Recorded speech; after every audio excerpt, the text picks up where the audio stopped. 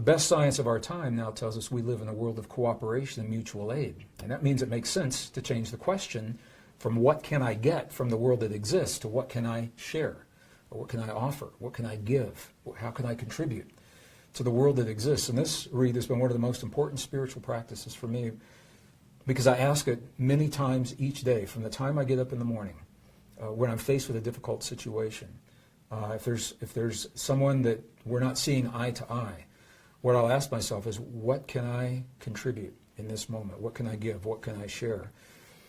And for some people, it's deceptively simple, but it changes everything, because it honors the deepest truth of our relationship to the world, that we do live in a world of cooperation. And when we honestly answer, what can I give, share, contribute, from our hearts, that opens the door to new areas of cooperation, of working together, deeper friendships and deeper loves. I can't think of anything more spiritual than that. Hello, Greg. Good to see you. Reid, I am thrilled to be here with you in Denver, Colorado today. I'm talking to a bunch of Hay House authors, and I'm asking about their spiritual practice, like what they used to do, what they do now, how it's changed, how it's affected their life.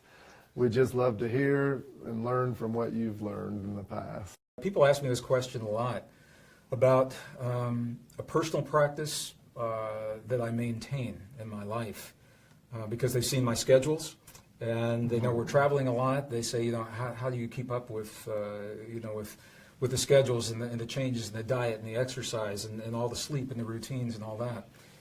So I think for me, spiritual practice is less about something that I do each day, and it's more about something that I live every day. And I learned that important distinction through my time that I've spent with the ancient, the indigenous peoples throughout the world, the bulk of my adult life. I've researched with some of the most amazing people, from the monks and the nuns in the monasteries of Tibet and Bolivia and Peru and India and China and all through the desert Southwest and native traditions, because I want to learn from these people how they have learned to maintain their practices in their lives in the face of some of the greatest change in 5,000 years of recorded history.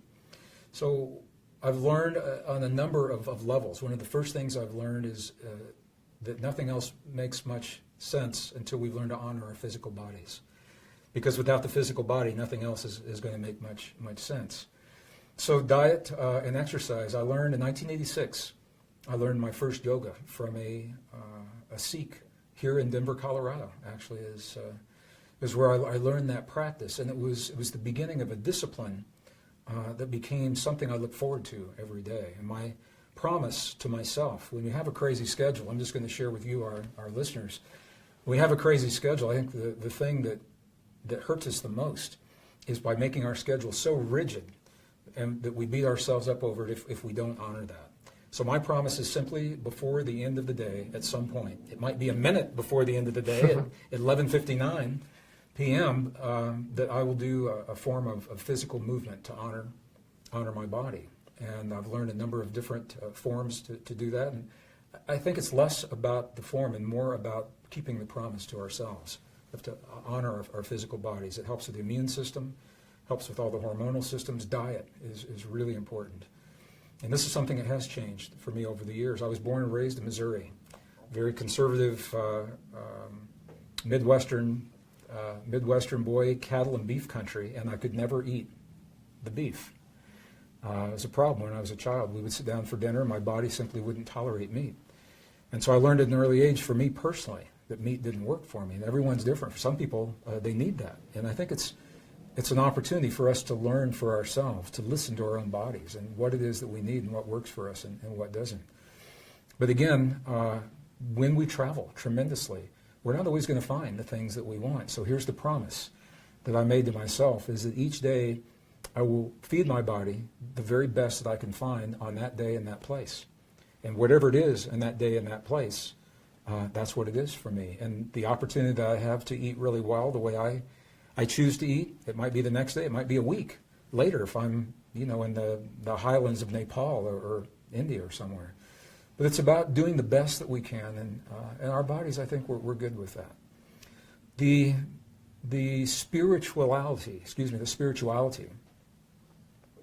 the spirituality of the spiritual practice. And I think this is where a lot of people, a lot of different ideas about precisely what this means. For me, it was again about honoring and about the promises that I've made to myself.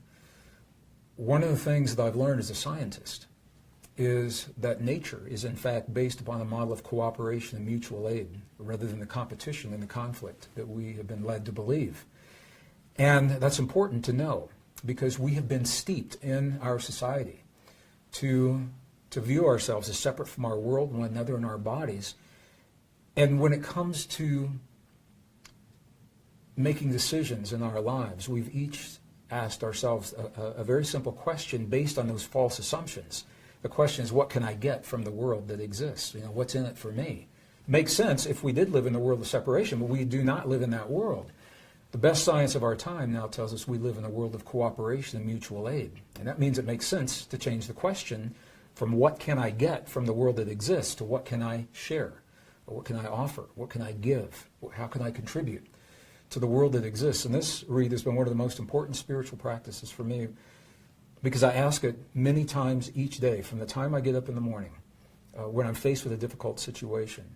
If there's someone that we're not seeing eye to eye, what I'll ask myself is, what can I contribute in this moment? What can I give? What can I share?